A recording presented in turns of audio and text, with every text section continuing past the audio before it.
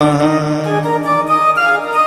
भगवान श्री कृष्ण को प्रणाम करते हैं, हम सब प्रणाम करते हैं। किसी ने पूछा क्यों प्रणाम करते हैं, तो कहा सतचित आनंद स्वरूपाय श्री कृष्णाय वयम नमः। वो परमात्मा सत्य स्वरूप है। और सज्जनों, दुनिया में और कुछ सत्य है या नहीं है, पर एक वो परमात्मा ही है जो सत्य है। वो परमात्मा सत्य स्वरूप है, चित्त स्वरूप है और आनंद स्वरूप है। सत्य का मतलब क्या है? जो पहले था, अब है और आगे रहेगा, उसका नाम है सत्य। जो पहले था, अब है, आगे रहेगा। पर ये दुनिया जितनी भी दिखाई देती है ना, ये पहले नहीं थी, आज है और आगे की कोई गारंटी है क्या? कोरोना वापस आ रहा है, हाँ? ये ऐसा साथी बन गया है कि साथ छोड़ना ही नहीं चाहता। कोई पता नहीं है संसार में कब क्या, कैसे, किसका क्या होगा। लेकिन सज्जनों, वो परमात्मा ऐसे हैं जिनका पहले भी कोई कुछ नहीं बिगाड़ सकता था, आज भी कोई कुछ नहीं बिगाड़ सकता और आगे भी उनका कोई कुछ नहीं बिगड़ सकता। वो परमात्मा, इसलिए उनको भगवान कहते हैं। वो सत्य है और प्रणाम हमेशा सत्य को ही किया जाता है। अगर हम माता पिता को प्रणाम करते हैं तो जो आशीर्वाद मिलता है वो उस सत्य के द्वारा ही प्राप्त होता है हमको। और वो सत्य कौन? बोले आत्मा। और आत्मा सो परमात्मा। कहावत है ना, आत्मा सो। आशीर्वाद वाणी का विषय नहीं है, आशीर्वाद तो आत्मा का विषय है। इसलिए अपने राजस्थान में कहते हैं, मैं क्या आशीष दूं, आशीष तो मेरी आत्मा आत्मा देगी। आत्मा सो परमात्मा, इसका मतलब आप समझे। अगर आशीर्वाद वाणी का विषय नहीं है तो फिर तो माँ बाप वाणी से क्या बोलते हैं इसका कोई महत्व नहीं है। महत्व किस चीज का है? महत्व सज्जनों इस चीज का है कि आपकी भावनाएं कैसी हैं। ध्यान दीजिएगा, आशीर्वाद भावनाओं के अनुसार ही मिलता है। जैसी महाराज भावना होती है, आशीर्वाद वैसा ही प्राप्त हो जाता है। अगर हमारी भावना अच्छी है तो महाराज अच्छा आशीर्वाद मिलेगा, और हमारी भावना गलत है तो सज्जनों गलत आशीर्वाद मिलेगा। आशीर्वाद भावनाओं का विषय, आशीर्वाद भावना के ऊपर टिका हुआ, भाव के ऊपर टिका हुआ है।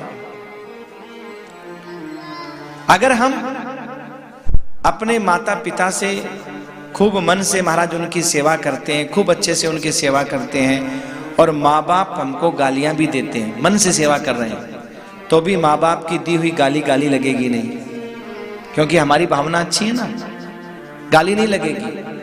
और अगर हमारी भावना अच्छी नहीं है, केवल हम मीठे मीठे इसलिए बोलते हैं क्योंकि माता पिता के द्वारा हम लोगों को कोई स्वार्थ है। बड़ा सोचता है छोटे को कुछ नहीं दे दे, छोटा सोचता है बड़े को कुछ नहीं दे दे। इस चक्कर में बहुएं मीठी मीठी बोलती हैं, और मन में तो ऐसा है कि बूढ़ली आज सब सौंप दे, आज ही दबा दो। हाँ,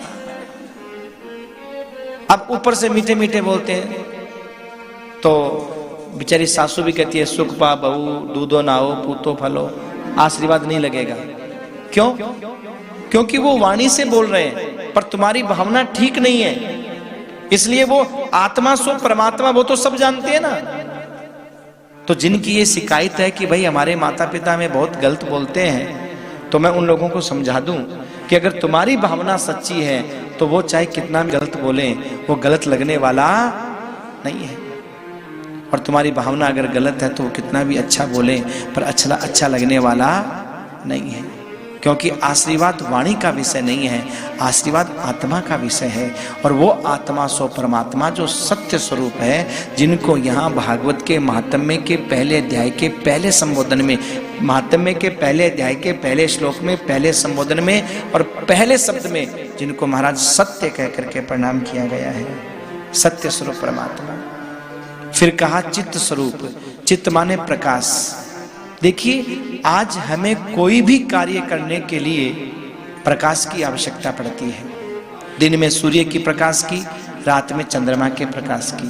हाँ, पर उस परमात्मा को किसी के प्रकाश की आवश्यकता नहीं है। वो परमात्मा तो स्वयं प्रकाशवान है, सारे संसार को प्रकाश देने वाला है। वो परमात्मा तो स्वयं महाराज सब दुनिया को प्रकाश देने वाला है। दूसरा चित्त कहने का मतलब यह हुआ सज्जनों कि देखो, चित्त, आपने एक बात सुनी होगी, हमारा चित्त उठ गया।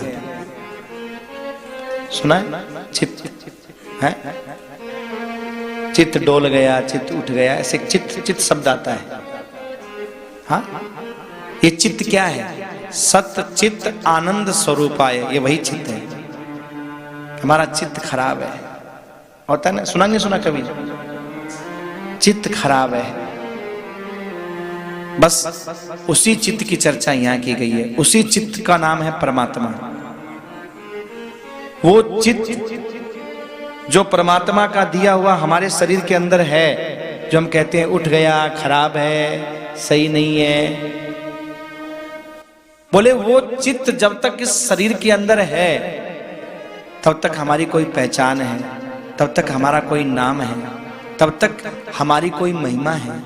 और जब वो चित्त शरीर से निकल जाता है तो न कोई हमारा नाम है, न कोई हमारी पहचान है, कुछ नहीं है मेरे भाई। उसके बाद ध्यान दीजिएगा, उसी परमात्मा के दिए हुए चित्त के द्वारा ही हमारी कोई महिमा है, बाकी हमारी कोई महिमा नहीं है। आप जरा विचार कीजिए, चित्त माने प्रकाश। चित्त का अर्थ क्या होता है? प्रकाश। उस परमात्मा का दिया हुआ प्रकाश इस शरीर के अंदर विद्यमान है, तो हमारी कोई पदवी है। हम इंस्पेक्टर हैं, नेता हैं, अभिनेता हैं, वक्ता हैं, कलेक्टर हैं, डॉक्टर हैं, कुछ भी, वकील हैं, जज हैं, कुछ भी हैं। अच्छा एक बात बताओ, जब वो प्रकाश निकल जाता है, चित्त निकल जाता है, तो कभी किसी ने उस मुर्दे को उठाते हुए ये कहा है, डॉक्टर साहब को उठाओ, इंजीनियर साहब को उठाओ, वकील साहब को उठाओ? वो कोई बोला है? या स्त्री को उठाओ या पुरुष को उठाओ? कोई है पहचान? या किसी ने ये कहा हो सोहन को, मोहन को, रीति को, प्रीति को, सीति को? कोई नाम बोला है? यानी दुनिया में ये जितने भी नाम हैं, दुनिया में ये जितनी भी पहचान है, ये सारी की सारी पहचान, ये सारे के सारे नाम उस परमात्मा का जो चित्त स्वरूप प्रकाश हमारे अंदर विद्यमान है तब तक है। और जैसे ही वो प्रकाश शरीर से निकला, हमारे न तो कोई नाम है, न कोई पहचान है। तो जिसके प्रकाश के कारण हमारा कोई नाम है, तो क्या हमारा इतना भी कर्तव्य नहीं बनता कि हम उस परमात्मा को प्रणाम करें? बस इसीलिए उसको हम प्रणाम करते हैं।